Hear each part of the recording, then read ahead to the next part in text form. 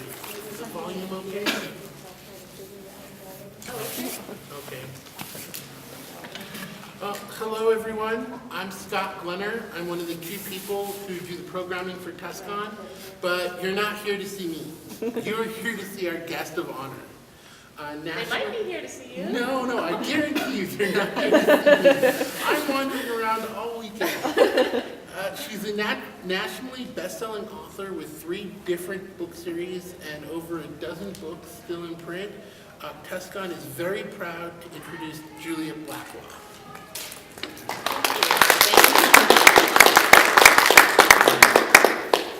I'm going to start off with some short questions that I have researched from other interviewers. So the first one is, what question do you get asked the most, and what is the answer? Oh, wow. What question? The question I get asked the most is, where do my ideas come from? Oh. That's a classic, I think, for anyone who's a writer. Where do your ideas come from? And I think that my answer is probably not very satisfactory, although it's true, which is that I have no problem thinking of ideas. I think I'm like a lot of novelists. My problem is winnowing down the ideas. I always have way too many ideas. And if I am searching for inspiration, I just look at the world around me. To me, there are just 1,000 stories. The newspaper, I look at the weird news, there's always weirdness.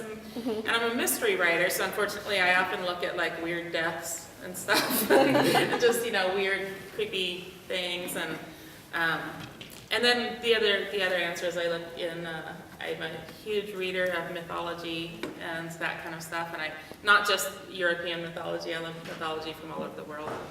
So yeah, to me I think there are no shortage of ideas, inspiration. So you do a lot of... Was that one of your questions? That was the first question, yeah. Well, I mean, was one of your questions, where do I get my ideas? Oh, no, Okay, actually, it was not. Okay. So being a famous published author, you do lots of interviews.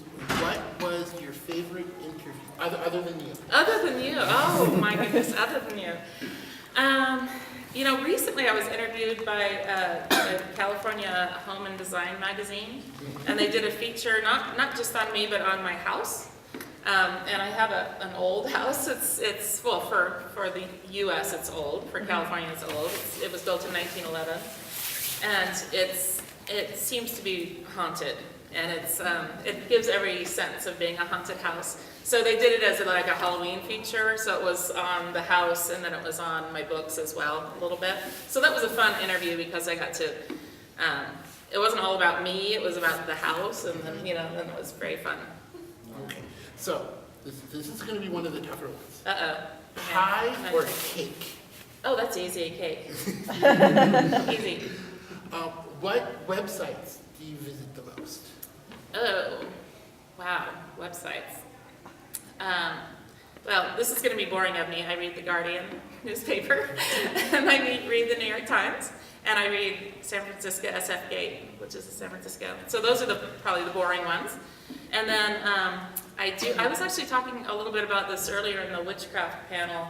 This is a little bit odd, but for my witchcraft books, I actually look at a lot of kind of the real wackadoo anti-witchcraft sites. It's very strange, but they have some really fascinating information on the anti-witchcraft sites, information about witchcraft. So I do that. I do always wonder, like, if NSA is actually watching me, what they think, because then I also Google things like, how to poison someone, how long does it take someone to die, they're drowning, that kind of stuff.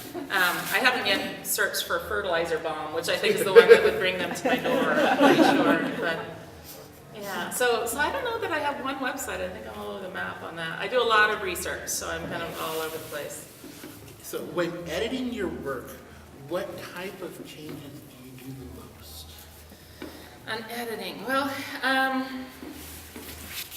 I'd say in mystery writing, which is, has a lot of similarities to other genres, but it's very much a plot-driven story. So the way I write is I tend to do a rough draft that's pretty much straight through, But then by the time I get to the end, I can see where I need more clues, where I need red herrings, where I need to sort of drop in clues and kind of ratchet up that structure. We think of it as a skeleton, so you can sort of see where we need, you know, a little more shoring up in certain areas. And I think that's, in terms of a pure editing, that's really where I go in. Dialogue, descriptions, things like that flow pretty easily, but what I'm most careful about, I would say, would be the plotting. Is there a particular grammar or spelling mistake that you always have to Oh, go so you want to go for that sort of thing? Okay, well, you know what they say, to search for ly and get rid of all your adverbs?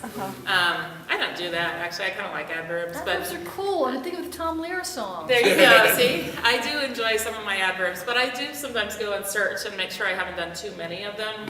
Or there's a, I can't remember the name of the program, but there's a thing where you can go and I think we all have verbal tics, but we also have writing tics where you kind of use the same phraseology over and over.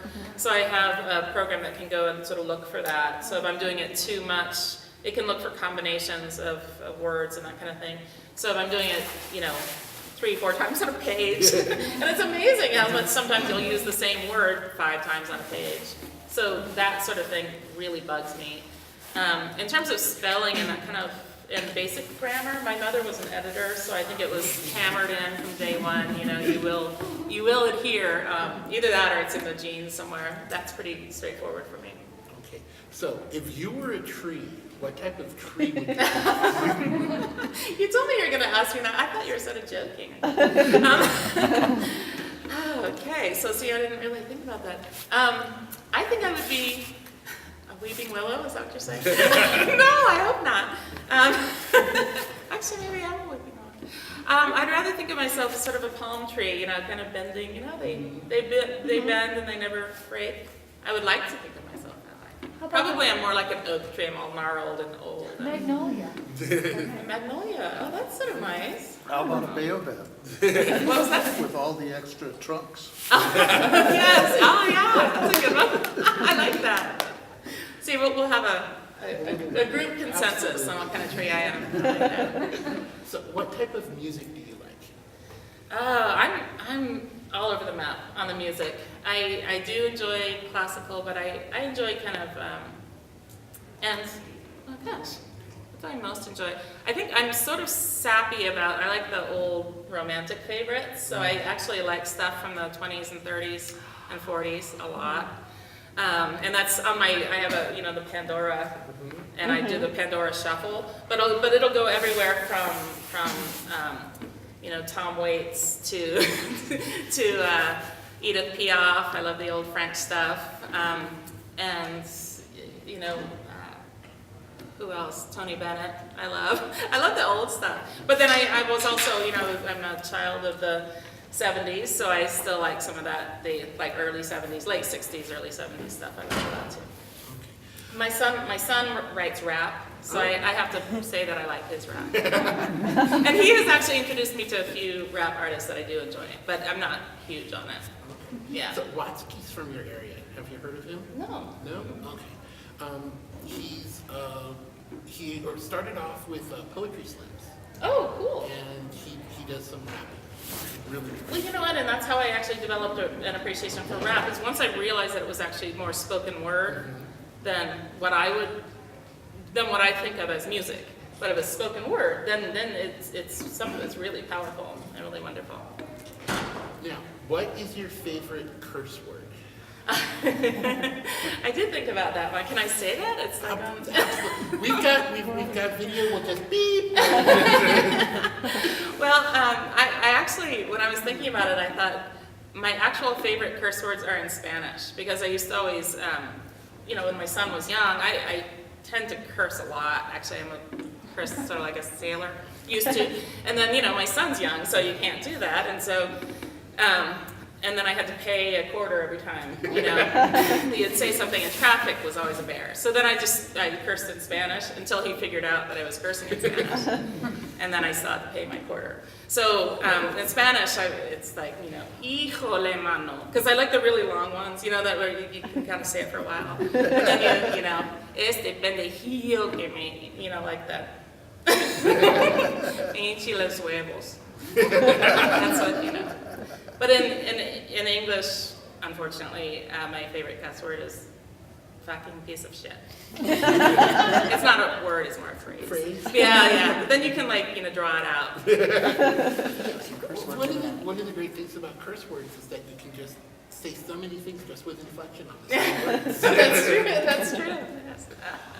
Now, if you could go back in time and go anywhere, Yes. where would you go? So anywhere and anytime. Anywhere, anywhere. Oh, gosh, you didn't tell me you're going to ask that one. That one's a hard one. I can never make up my mind about these things. I will say it probably just would depend on what I was reading at the time and what I was researching at the time. I am fascinated by Mexico right before the Europeans got there. And I think I might, at the moment, that might, I don't know why it's on my mind, but I might have gone there, right before the Europeans got there, as long as I wasn't being, considered as a sacrifice. I mean, can you go in secret? Oh, Invisible? You have to go in secret, otherwise you change the timeline. Well, that's true. Okay, if I could go in invisible and whatnot, I would love to go and witness that period of time what the Aztec capital was like. What would the title of your biography be?